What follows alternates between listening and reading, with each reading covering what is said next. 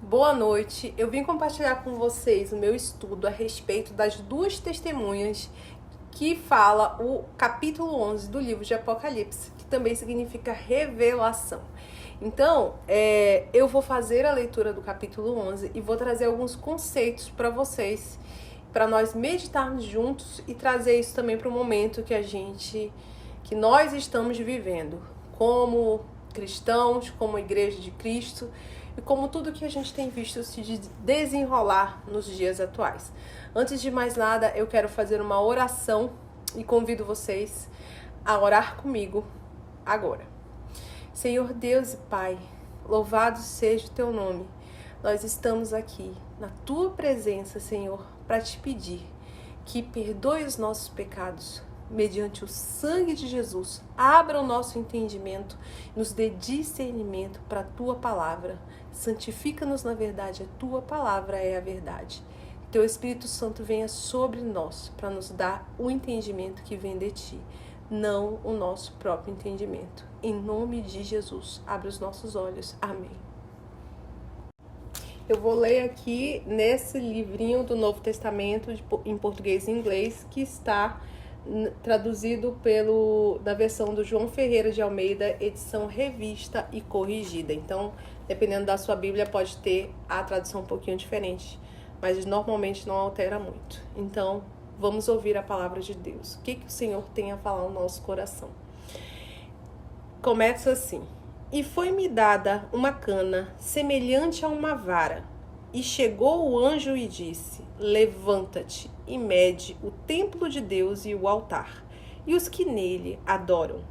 E deixa o átrio que está fora do templo, e não o meças, porque foi dado às nações, e pisarão a cidade santa por 42 meses. E darei poder às minhas testemunhas, e profetizarão por 1260 dias vestidas de saco. Estas são as duas oliveiras e os dois castiçais que estão diante do Deus da terra. E se alguém lhes quiser fazer mal, fogo sairá de sua boca e devorará os seus inimigos. E se alguém lhes quiser fazer mal, importa que assim seja morto. Estes têm poder para fechar o céu, para que não chova nos dias de sua profecia. E tem poder sobre as águas para convertê-las em sangue e para ferir a terra com toda a sorte de pragas, todas quantas vezes quiserem. E quando acabarem o seu testemunho, a besta que sobe do abismo lhes fará guerra, e os vencerá e os matará. E jazerão seus corpos mortos na praça da grande cidade, que espiritualmente se chama Sodoma e Egito, onde o seu Senhor também foi crucificado. E os homens de vários povos e tribos e línguas e nações verão seus corpos mortos por 3 dias e meio, e não permitirão que os seus corpos mortos sejam postos em sepulcros. E os que habitam na terra se regozijarão sobre eles, e se alegrarão, e mandarão presentes uns aos outros, porquanto estes 2 profetas tinham atormentado os que habitam sobre a terra. E depois daqueles 3 dias e meio, o Espírito de vinda, vindo de Deus, entrou neles, e puseram-se sobre os seus pés, e caiu um grande temor sobre os que os viram. E ouviram uma grande voz do céu que lhes dizia: Subi cá. E subiram ao céu em uma nuvem, e os seus inimigos os viram. E naquela mesma hora houve um grande terremoto, e caiu a 10ª parte da cidade. E no terremoto foram mortos 7.000 homens. E os demais ficaram muito atemorizados e deram glória ao Deus do céu. É passado o segundo ai, eis que o terceiro ai cedo virá. E o 7º anjo tocou a sua trombeta, e houve no céu grandes vozes que diziam: Os reinos do mundo vieram a ser de nosso Senhor e do seu Cristo, e ele reinará para todo sempre. E os 24 anciãos que estão assentados em seus tronos diante de Deus prostaram-se sobre seus rostos e adoraram a Deus, dizendo: Graças te damos, Senhor Deus Todo-Poderoso, que és e que eras e que hás de vir, que tomastes o teu grande poder e reinaste. E iraram-se as nações, e veio a tua ira, e o tempo dos mortos para que sejam julgados, e o tempo de dares o galardão aos profetas, teus servos, e aos santos, e aos que temem ao teu nome, e a pequenos e grandes, e o tempo de destruíres os que destroem a terra. E abriu-se no céu o templo de Deus, e a arca do seu concerto foi vista no seu templo. E houve relâmpagos e vozes e trovões e terremotos e grande saraiva. Essa é a palavra do Senhor. Pai, santifica-nos na verdade. A tua palavra é a verdade. Em nome de Jesus. Amém. Então o versículo 1 vai dizer assim, ó: E foi-me dada uma cana semelhante a uma vara. E chegou o anjo e disse: Levanta-te e mede o templo de Deus e o altar e os que nele adoram. A cana é semelhante a uma vara. Lá em 1 Reis 14:15, tem o seguinte versículo, que diz assim: Também o Senhor ferirá a Israel, para que se agite como a cana se agita nas águas. Arrancará a Israel desta boa terra que dera a seus pais, e a espalhará para além do Eufrates, porquanto fez postes de ídolos, provocando o Senhor a ira. Tem definição sobre a cana também em 2 Reis 18:21, Isaías 17:5, Isaías 36:6, Isaías 42:3, Isaías 43:24, Jeremias 6:20 e Ezequiel 29, versículo 6. Você procura essas referências depois. Ezequiel 40, versículo 3 diz assim. Ezequiel 40, versículo 3 diz assim: Ele me levou para lá, e eis um homem cuja aparência era como a de bronze. Estava de pé na porta e tinha na mão um cordel de linho e uma cana de medir. A cana era uma planta longa e reta, utilizada como uma vara de medir. No livro de Zacarias, capítulo 2, versículo 1, a palavra diz assim, ó: Tornei a levantar os meus olhos e olhei, e vi um homem em cuja mão estava um cordel de medir. Canas, juncos, tábuas, o cesto de Moisés. Todas as referências estão lá em Êxodo 2, versículo 3. Então, esses versículos, eles falam um pouco sobre o juízo de Deus sobre a casa de Israel, mais precisamente sobre os sacerdotes. Os instrumentos de medir simbolizam isso. Haveria um juízo e ele havia de começar pelos líderes do povo. Isso está em 1 Pedro, capítulo 4, versículo 17. O versículo que eu falei logo cedo, mais cedo que eu não me lembrava. E ele diz assim, ó. 1 Pedro, capítulo 4, versículo 17, diz assim, ó. Pois chegou a hora de começar o julgamento pela casa de Deus. E se começa primeiro conosco, qual será o fim daqueles que não obedecem ao Evangelho de Deus? 1 Pedro, capítulo 4, versículo 17, diz que o julgamento começará pela casa de Deus. Por isso que eu falei que não há nada de oculto que não venha a ser revelado.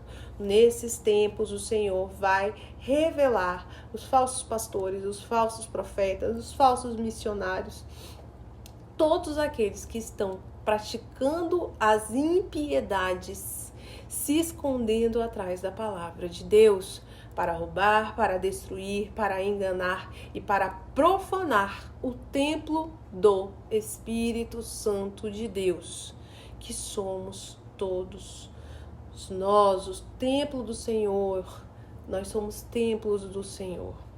Então diz assim, ó, essa definição eu falei lá em Zacarias, um cordel de medir, um cordel de linho, O linho faz referência à pureza, tá? Cordão de linho, uma vara de medir sendo utilizados no meio do povo de Deus. O julgamento vai começar pelo povo de Deus. O profeta Ezequiel teve uma visão. E em sua visão do templo, ele é levado a Israel. Ele foi levado a Israel, onde ele vê uma montanha e uma cidade. Isso está no capítulo 40 do livro de Ezequiel, versículo 3.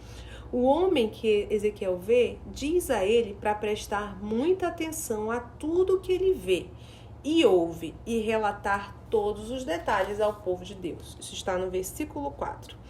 Ezequiel fazia parte da linhagem sacerdotal. Isso está em Ezequiel 1, capítulo 1, versículo 3. Mas Ezequiel serviu como profeta. Em Ezequiel 40, capítulo 40, versículo 48, ele tem uma visão detalhada de um grande e glorioso templo.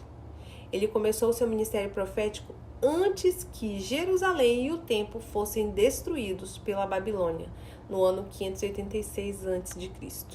E antes da destruição, muitos falsos profetas garantiram ao povo que Deus estava com eles e que nada lhes aconteceria.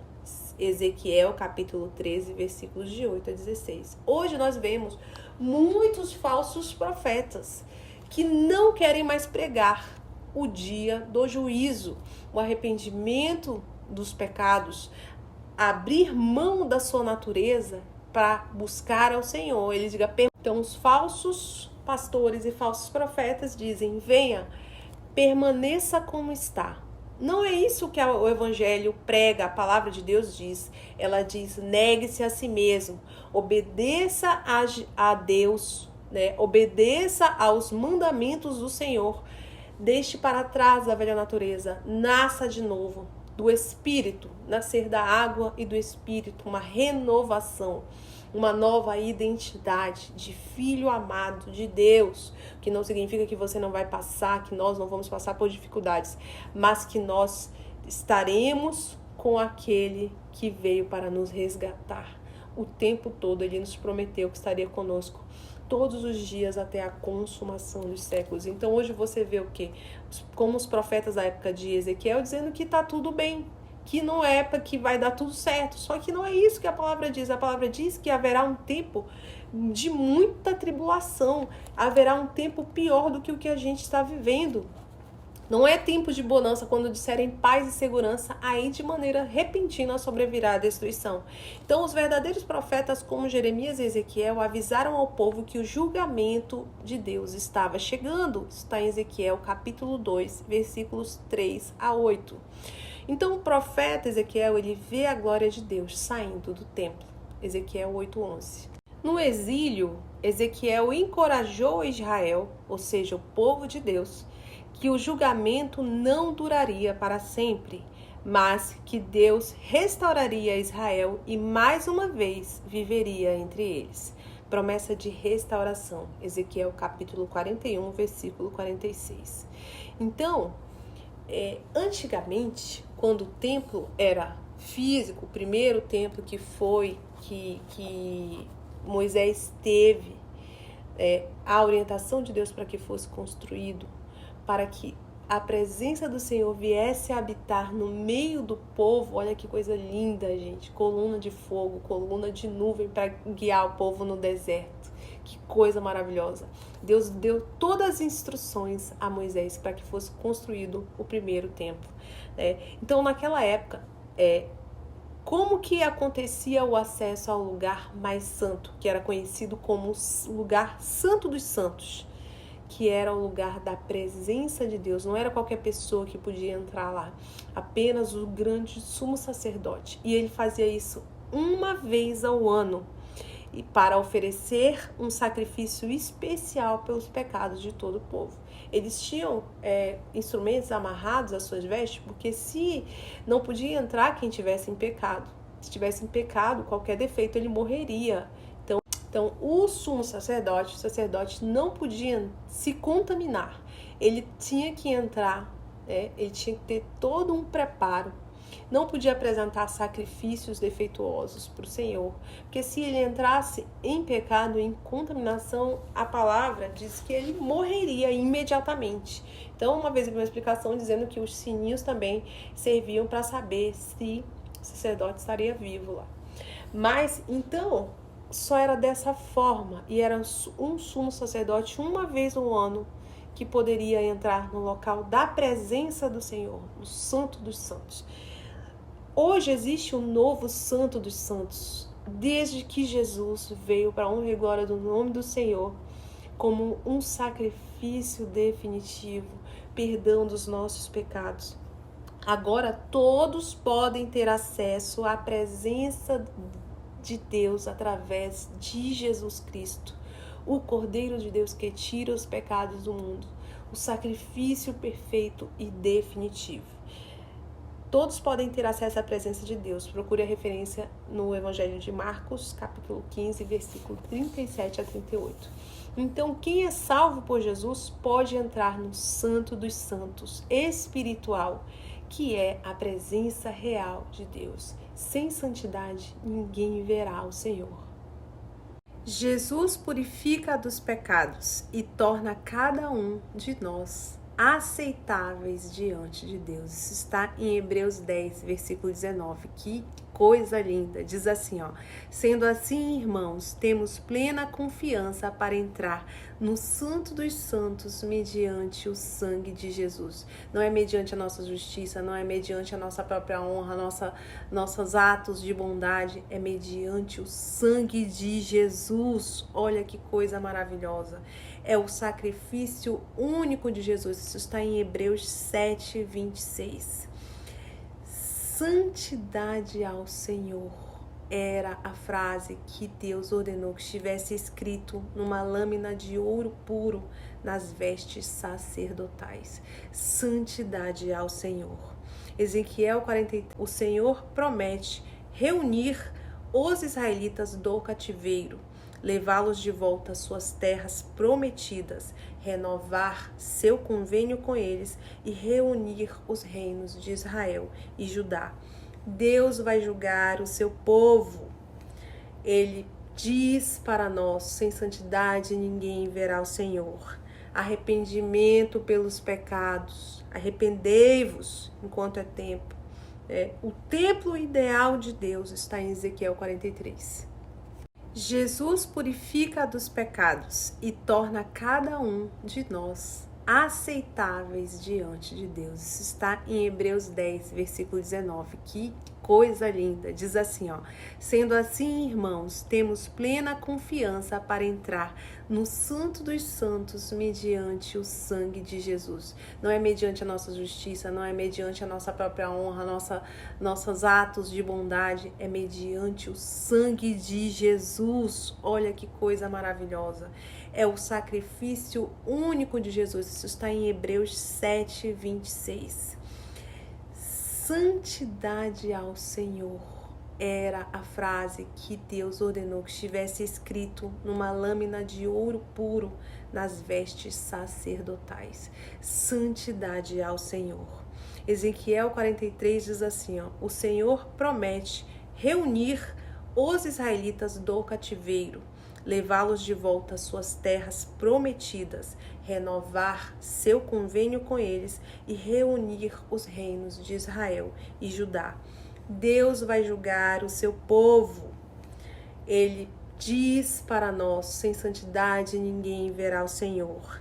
Arrependimento pelos pecados. Arrependei-vos enquanto é tempo. O templo ideal de Deus está em Ezequiel 43. Quem entrará no santuário para louvar? Salmos 24, 4. Diz assim: aquele que tem as mãos limpas e um coração puro. Nas minhas orações eu peço para mim, para minha família, para todos os filhos de Deus: Senhor, purifica o nosso coração, dai-nos mãos limpas e um coração puro, para que possamos estar diante de Ti, Te adorar em espírito e verdade. Essa é a minha oração. Então, quem que pode entrar no santuário para adorar o Senhor? Nós temos que buscar ter as mãos limpas e o coração puro. pelo sangue de Jesus. A santificação, ela é diária. Sem santificação, ninguém verá o Senhor. Sem abrir mão da sua velha natureza, sem abrir mão dos pecados que o Espírito Santo já falou para você que é errado e você continua insistindo. Mesmo que você tenha uma grande dificuldade, se quebrante diante de Deus e entregue as suas petições. Peça a ajuda do Espírito Santo, que é Ele que nos convence do pecado, da justiça e do juízo. Então, isso eu tô falando só, gente, do versículo 1, tá, gente? É muita coisa forte. A palavra de Deus é muito rica. No versículo 2 diz assim, ó: e deixa o átrio que está fora do templo e não meça, porque foi dado às nações e pisarão a cidade santa por 42 meses. E deixa o átrio que está fora do templo e não meças, porque foi dado às nações. E pisarão a cidade santa por 42 meses. Então ela fala sobre uma parte do santuário, né, que é aceito, e a parte do pátio que é rejeitado, no versículo 2. Essa faz alusão à nítida separação do povo de Deus, do povo santo, né, do povo profano, por 1260 dias. Esse é um tempo profético, tá?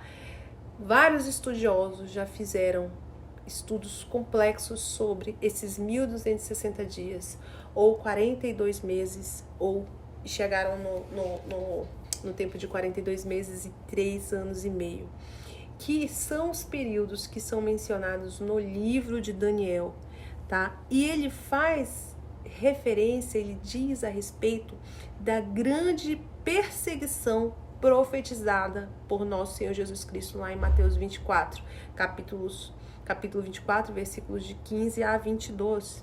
Fala da grande perseguição à igreja de Cristo que está na terra para levar a verdade do evangelho, né, num tempo de apostasia. O período de grande perseguição da igreja está mencionado nos livros de Daniel, capítulo 7, versículo 25, capítulo 12, versículo 7, Apocalipse 11, versículo 3, que é isso que a gente está lendo, 12, versículo 6, Apocalipse 12, versículo 14 e Apocalipse 13, versículo 5. Num tempo de apostasia, isso é uma simbologia sobre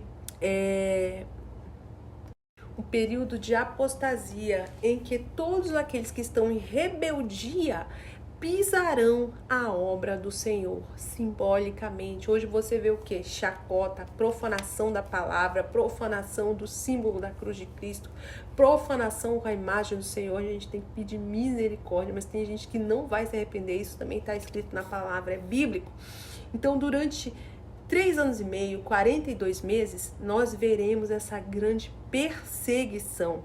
E nesse período, durante esse período, a Igreja de Cristo estará com autoridade para profetizar, para mostrar às nações que o juízo de Deus está vindo. Arrependei-vos que é chegada a hora, tá? E os seus inimigos só terão poder sobre eles depois que eles cumprirem a sua missão.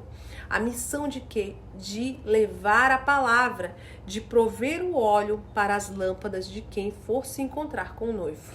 A igreja, através do Espírito Santo de Deus, estará pregando o Evangelho para que as pessoas possam se arrepender, elas possam, através da palavra do Senhor, achegar-se a Ele mediante Jesus Cristo. A palavra de Deus diz que fala sobre uma visão também em Apocalipse da mulher vestida de sol. Muitas pessoas dizem que é Maria. Essa alusão é a igreja de Cristo, tá? Para escapar dos ataques do inimigo, a igreja foge para o deserto, para um lugar que Deus lhe preparou, e aí é sustentada por 1260 dias proféticos, fazendo referência à grande perseguição, à igreja verdadeira, a igreja que guarda a palavra do Senhor, que busca obedecer os seus mandamentos. Vocês estão vendo quantas pessoas estão sendo presas, quantas pessoas estão tendo suas vidas ceifadas por conta da palavra de Deus. Mas a palavra diz que o Senhor preparou um lugar para que a igreja fosse sustentada no deserto, tá? como ele fez também no Egito, quando o povo foi liberto do Egito, que ele sustentou o seu povo no deserto, coluna de nuvem, coluna de fogo para guiar através da palavra de Deus, gente. Tá? Então a mulher vestida de sol é a igreja de Cristo. E o resto da sua semente está mencionado também em Apocalipse. Isso está em Apocalipse 12, versículo 17, diz assim, ó: e o dragão irou-se contra a mulher e foi fazer guerra ao resto da sua semente, os que guardam os mandamentos de Deus e têm o testemunho de Jesus Cristo. Então o dragão irou-se contra a igreja do Senhor, o remanescente fiel, os que guardam os mandamentos do Senhor e os que têm o testemunho de Jesus Cristo, têm a fé em Jesus. São as testemunhas fiéis, os remanescentes, que através do Espírito Santo de Deus, através do Espírito de profecia, conforme diz também em Apocalipse 19:10, que eu vou ler bem rapidinho aqui, diz assim, ó: e eu lancei-me aos pés para a adorar, e disse-me: olha, não faças tal, sou teu conservo de teus irmãos, que tem o testemunho de Jesus. Adora a Deus, porque o testemunho de Jesus é o espírito da profecia. Então, quem é o espírito de profecia? É o testemunho de Jesus Cristo. Tá bem claro aqui. Então, durante 1260 dias, a igreja de Cristo estará vestida de saco. As vestiduras de pano de saco, elas significam humildade, quebrantamento. A igreja do Senhor que está quebrantada diante de Deus, intercedendo, orando, chorando, clamando, os fiéis ao Senhor, aos mandamentos de Deus, a Jesus Cristo, e estão vestidas com pano de saco. Então, na época, lá no Antigo Testamento, você pode ver vários exemplos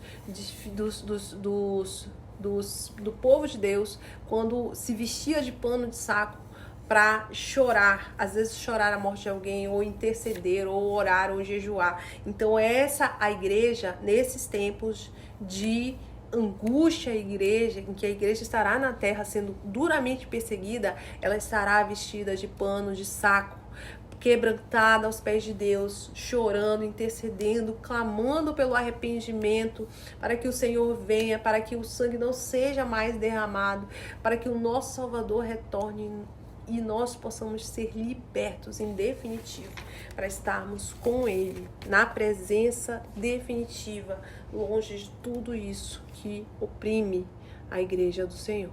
São hoje as igrejas, somos todos nós, a igreja de Cristo. As 7 cartas do Apocalipse, elas têm mensagens para a igreja do Senhor, chamadas à exortação, ao arrependimento, porque o tempo é chegado, é o tempo de restauração do templo do Senhor, que somos nós. Em Mateus 24, Jesus deixa isso muito claro, que ele diz que aquele templo seria destruído e seria reerguido em 3 dias, que os discípulos estavam mostrando o templo de pedra para ele.